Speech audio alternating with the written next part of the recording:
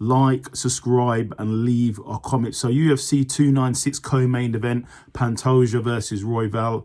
And that was a great fight.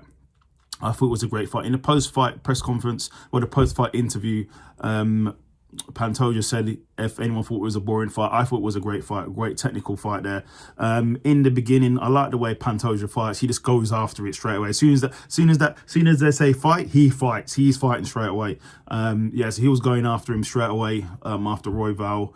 Guns blazing, kicks, punches, knees, everything. Royval did start to pick it up a bit then, because it seemed like when Royval was picking it up, Pantoja was picking it down. He's going down a bit, getting a bit fatigued, a bit tired, and Royval was actually starting to land some shots and get some good shots off in the later rounds. But for the majority of the fight, Pantoja was in control, top position, wrestling as well. Going for submission attempts as well, but he landed some really good strikes as well, punches, kicks, whole vast of things, whole range of things. But in the later halves, the fourth and fifth, he started to get a bit slower, and then Royval started picking it up a bit, but it was a little bit too late to come through with that, basically. So a little bit too late. What he should have done, he should have started turning it on from the third, not like the end of the fourth and the fifth. He turned it on a lot on the fifth, but it was a bit too late by that time. He needed a knockout in that point, but he didn't actually get it, or submission. But great fight though, great fight. They're two of the best lightweights out there, for sure. So what is next? I'm not sure, to be honest. I'm not sure. Royval, he's still a top contender.